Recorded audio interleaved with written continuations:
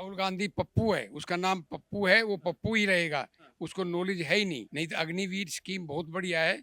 जहाँ पहले 50 बच्चे भर्ती होते थे, अब 100 बच्चे भर्ती हो रहे हैं। पता लगा है कि ये चाइना का पिट्ठू है, वहां से पैसे खाता है और बाहर के देशों से पैसे लाता है और ये अफवाह फैलाता है। सेना का मनोबल हमेशा ऊंचा रखना हमारा कर्तव्य है और हमारा ही नहीं पूरे भारतवासी का सभी व्यक्तियों का यह कर्तव्य है। ये जवानों का पूर्णतया अपमान हुआ। अग्निवीर एक बहुत अच्छी योजना है।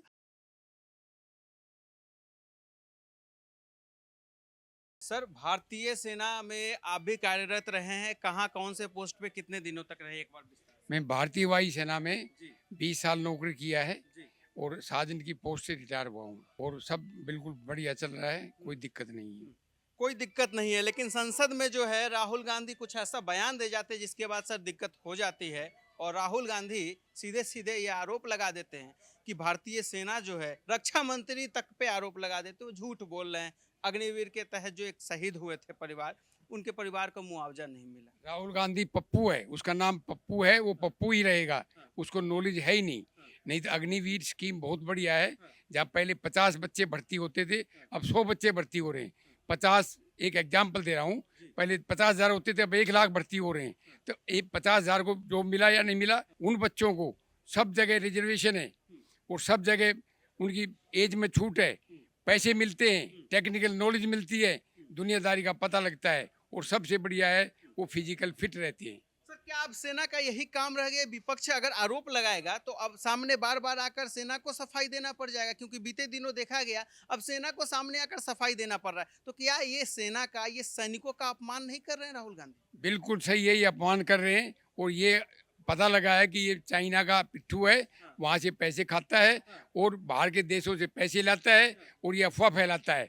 इसको इसी चीज़ के पैसे मिलते हैं। इसको मैं ये कहता हूँ, मोदी जी एक दिन के लिए जेट सुरक्षा सभी मंत्रियों से हटा दो, इनको पता लग जाएगा देश का सिपाही क्या है और बाहर का सिपाही क्या है। सर, राहुल ने एक बहुत बड़ा बयान दिया था कि हमारे जो अग्निवीर के जो जवान हैं, चीन के सैनिकों के सामने डरते हैं, उनके हाथ पांव कांपते हैं, क्योंकि वो ज्यादा दिन के ट्रेनिंग लेकर आते हैं। हमारे जवान, अग्निवीर के जवानों को कम दिन का ट्रेनिंग देके मोदी जी ने सामने उतार दिया। नहीं, ये गलत है, क्योंकि हमारी ट्रेनिंग बीच बीच में होती रही है।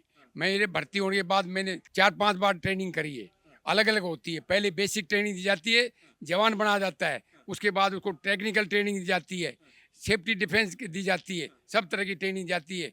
ये सब गलत बोलता है, क्योंकि हमारे जवान सब तरह से ट्रेंड होते हैं और मरना जिसको है, शहीद जिसको होना है, वो तो कहीं भी हो सकता है। शहीद होना एक बड़ी शान की बात होती क्या है। लग रहा है राहुल गांधी ये और कांग्रेस पार्टी के नेताओं की तरफ से अगर ऐसी बयानबाजी हो रही है तो क्या किसी दूसरे देशों के इशारे पे हो रही है, किसी के इशारे पे हो रही ये सरेआम दूसरे देशों के इशारे पर हो रही है। इनको पैसा फंड मिलता है नेगेटिव फैलाने का और ये हमारे देश की बदनामी है। हम लोगों से गुजारिश करते हैं कि इसको सीरियस ले और इसके अपोज में प्रदर्शन किया जाए। है? सर, आखिरी सवाल, बीते दिनों जम्मू में देखा जाता है सर, एकदम से जो है आतंकी घटना एक बार फिर से बढ़ गई है। कभी 4 जवान, कभी 2 जवान, कभी 8 जवान लगातार शहीद हो रहे हैं। तो सर, क्या और ठोस कदम आतंकवाद पे चोट करने के लिए सरकार को उठानी चाहिए? बिल्कुल सरकार को चोट करने के लिए कदम उठाना चाहिए, क्योंकि अब पाकिस्तान को सबक सिखाने का टाइम आ गया है और हो सके हमारी सरकार जल्दी ये सबक सिखाएगी, तभी वहाँ पर आतंकवाद रुकेगा। वो बाउंड हो जाएंगे अपने आप कंट्रोल करने के लिए। जो सेना का स्थान रहा है वो सर्वोत्तम इसलिए भी रहा है क्योंकि सेना इकलौता एक तो बड़ी संस्थान है। दूसरी बात है, सेना का मनोबल हमेशा ऊंचा रखना हमारा कर्तव्य है और हमारा ही नहीं पूरे भारतवासी का सभी व्यक्तियों का यह कर्तव्य है कि हमारा जो सेना का मनोबल हमेशा ऊंचा रहे, तभी वह अपनी प्राण की बलिदान देने में सक्षम हो पाएगा। आपने बताया सेना का जो मनोबल है हमेशा ऊंचा रहा है, ऊंचा रहेगा, और इसमें तमाम देशवासियों का सहयोग भी चाहिए होता है सेना को कि अपने देश की सेना को सपोर्ट करे। लेकिन सदन में एक तरफ देखा जाता है नेता विपक्ष राहुल गांधी खड़े होते हैं और हिंदुओं का अपमान तो करना खैर कांग्रेस की पुरानी आदत रही है, लेकिन अब जो है एक नया ट्रेंड चला है, भारतीय सेना के ऊपर भी बार बार सवाल खड़े करते हैं और सेना का अपमान बार बार किया जाता रहा है राहुल गांधी की तरफ से। तो उनके इस बयान को आप कैसे देखते हैं कि राहुल गांधी कहते हैं जो सेना है, जो रक्षा मंत्री है, झूठ बोल रहे हैं, अग्निवीर के शहीद को जो है मुआवजे की जब बात होती है तो कहते हैं रक्षा मंत्री पे आरोप लगा देते हैं कि रक्षा मंत्री भी झूठ बोल रहे हैं, सेना भी झूठ बोल रही है और उस पीड़ित परिवार को कोई मुआवजा नहीं दिया गया, जबकि सच जो है बिल्कुल अलग था। देखिए, सेना में एक सेट सिस्टम होता है। जैसे ही शहीद होते हैं 10 से 6 घंटे के अंदर में सारी जगह सूचना चली जाती है और जितने भी सिस्टम्स हैं वो एक्टिव हो जाते हैं। और मेरा ये मानना है कि कभी भी किसी भी सैनिक का बलिदान होता है, बहुत से बहुत 1 हफ्ते के अंदर में उनको उनकी जितनी भी राशियां हैं उसका डिसबर्समेंट हो जाता है उनके फैमिली को, और इसमें किसी तरह की कमी सेना की तरफ से नहीं होती है। मेरा ये कहना है कि ये ऐसा आज से नहीं है, हमेशा से रहा है। सेना की अप्रूवल इंस्टेंट होती है, कंपेंसेशन इंस्टेंट मिलती है और उनके जो भी फंड्स रिलीज होते हैं वो टॉप प्रायोरिटी पे करके उनको पहुंचाई जाती है। लेकिन क्या अब सर जब विपक्ष की तरफ से आरोप लगाया जाता रहा है तो अब सेना को बार बार सामने आकर सफाई देना पड़ रहा है? ये देश में पहली बार हो रहा है कि सेना को सामने आकर सफाई देना पड़ रहा है। सेना के जो चीफ है, जो बड़े बड़े अधिकारी या अफसर है, वो आके सफाई देते हैं और कहते हैं कि जो मुआवजा है 98 लाख के तकरीबन मिल चुका है पीड़ित परिवार को। तो विपक्ष की तरफ से ये कैसी राजनीति हो रही है कि अपने ही देश के सेना को मजबूर कर रहे हैं, मीडिया में आकर सफाई देना पड़ रहा है? देखिए, बहुत से लोगों का जो एम रहा है, पीछे देखने में ऐसा प्रतीत हुआ है कि सेना के मनोबल को डाउन करना। इस संदर्भ में ये बहुत लोग गलत बयानबाजी हो रही है, जो कि हम सैनिकों के लिए और हमारे सैनिकों के लिए बहुत अच्छा नहीं है।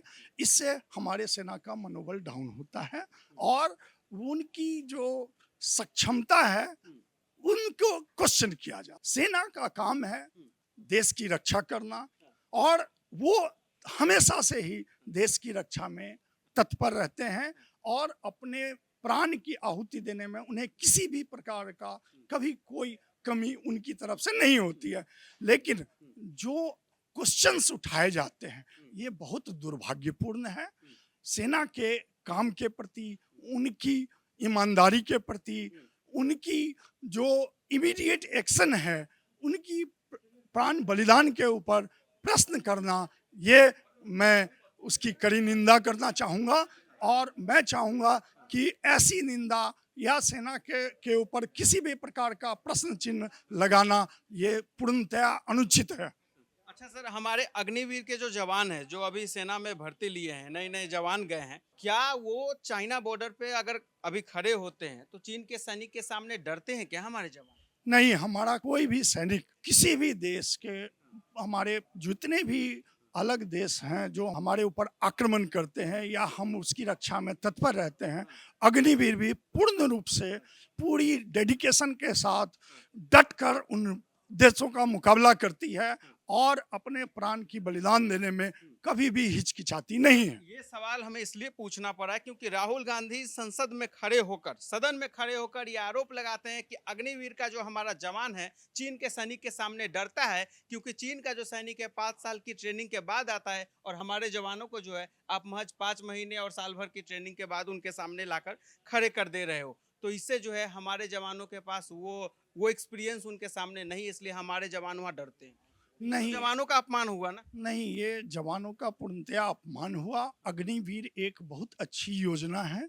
हमारा वो अग्निवीर को ट्रेंड करने के पीछे यह भी रीजन है कि देखिए, हमारे जितने भी नौजवान हैं वो सभी भारत को, जब भारत देश को, भारत माता की को जरूरत जब होगी तो सभी लोग आगे आएंगे। हमारी एक बहुत बड़ी फौज होगी और उनको ट्रेंड करके एक ट्रेंड फौज होगी जो किसी भी हमारी आपदा में वो पूर्ण रूप से आगे आएंगे और करेंगे। वैसे ऐसा देखा गया है कि अग्निवीर जितने भी हैं वो थोड़ी बहुत भ्रांतियां फैलाई गई थी, जो समाज के अन्य वर्ग के लोग थे उन्होंने भ्रांतियां फैलाई गई, जो अब पूरी तरह से क्लियर हो गई है। अग्निवीर पूरी तरह से तन में धन के साथ कार्यक्रम अपने आगे बढ़ रहे हैं और बहुत ही संतुष्ट हैं।